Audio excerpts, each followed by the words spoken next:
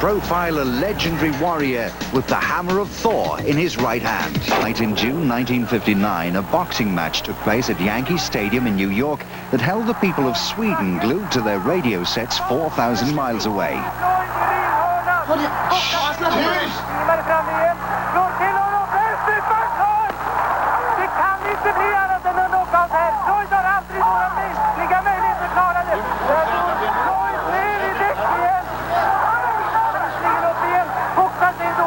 That memorable night was to feature in a Swedish movie, My Life as a Dog, made 26 years later.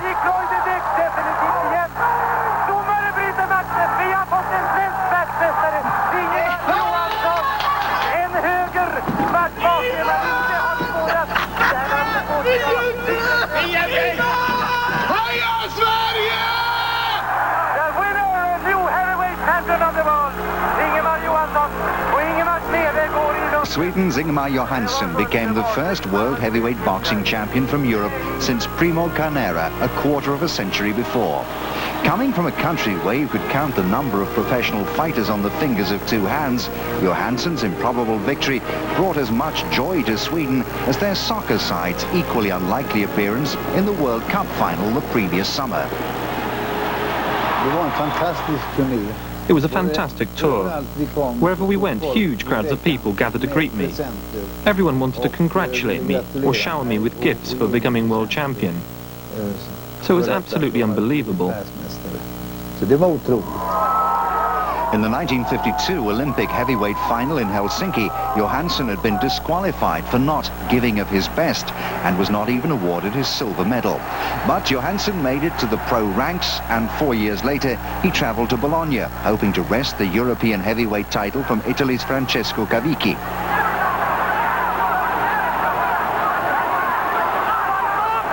In the 13th round, Cavicchi dropped to the canvas, the 15th straight victim of Ingemar's pro career.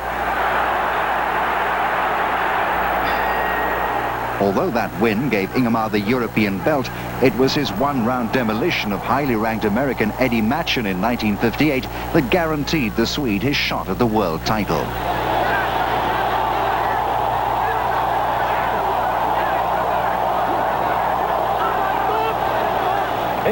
From his training camp in the Catskill Mountain Resort, the same place where Marciano always went to train, Johansson prepared for his June 1959 showdown against incumbent champ Floyd Patterson. He refuses to use his right hand in sparring sessions. Heavy rain in New York on June the 25th forced the postponement of the fight. When the boxers entered the ring on the famous turf of Yankee Stadium the following evening, a crowd of only 18,000 were on hand. Over the first 2 rounds, not a lot happened to warm their hearts. In the third, the fight suddenly exploded into life. With all the power of an icebreaker, Johansson unleashed his feared right, the so-called hammer of Thor. Clearly dazed, Patterson was subjected to a ruthless barrage of punches from Johansson.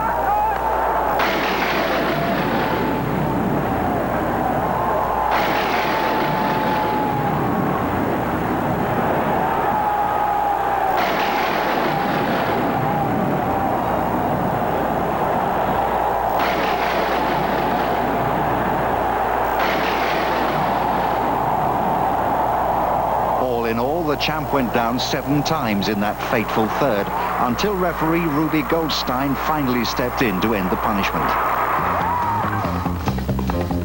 With his good looks and easy charm, the new champ readily forsook the rigors of the ring, preferring instead to indulge in a merry-go-round of modeling and movie-making. First time either of them had fought in anger since their last encounter. Floyd throws another left-right combination, which lands. Patterson again charges in, throwing a left and a tremendous right.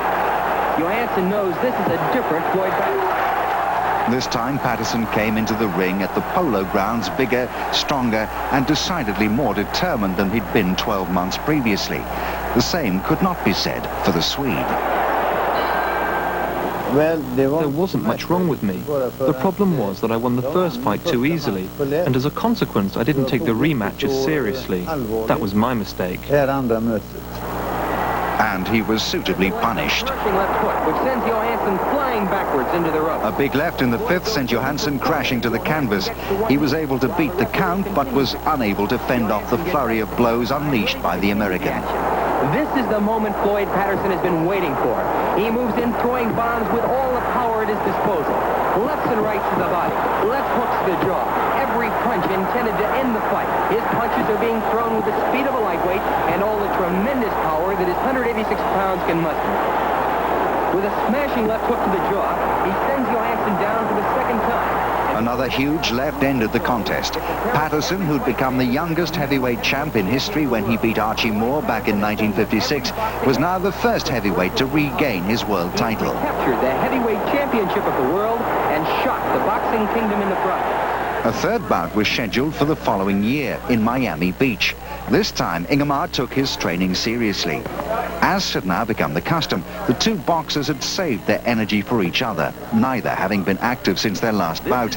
But unlike the first two meetings, both men started throwing big punches the moment the bell went.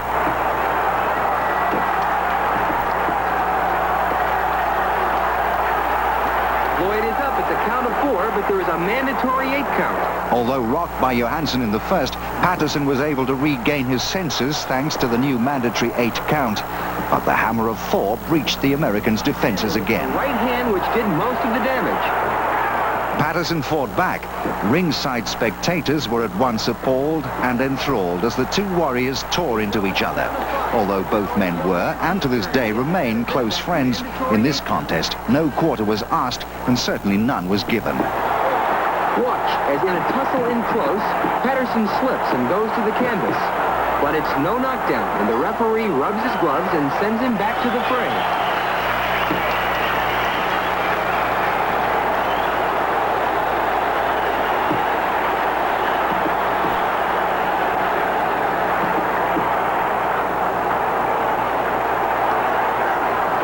Floyd will get in with a left hook and 2 chopping rights to the head. By the 6th, Johansson's left eye was badly cut.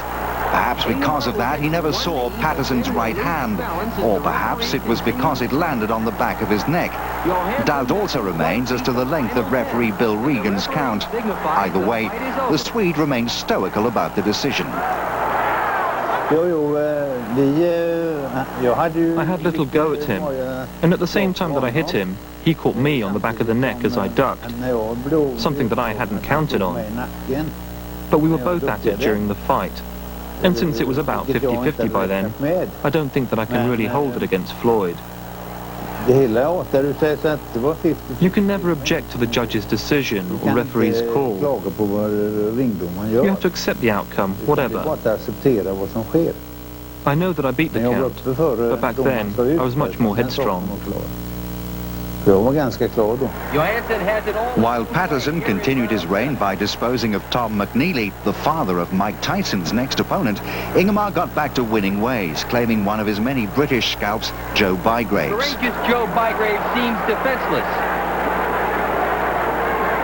The referee steps in and stops the fight, awarding Johansson a 7th-round KO victory. In 1962, he retained his European title against Britain's Dick Richardson in Gothenburg. The referee picks up the count as Richardson rolls over on his back.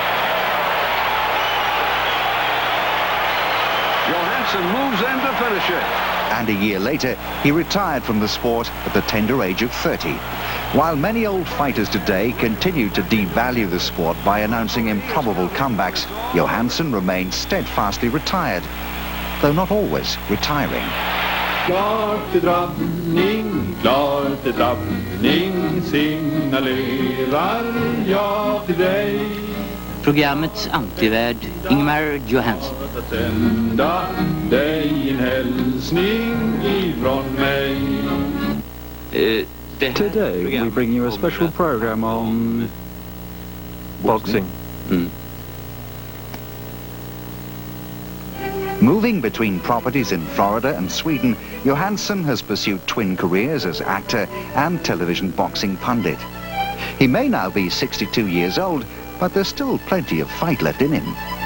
When I'm doing my television commentary, I sometimes bring my gum shield just in case one of the fighters doesn't show up, and then I can jump in the ring myself. Although maybe I'm being a little bit optimistic. His days in the ring are long gone, but the hammer of Thor remains irresistible.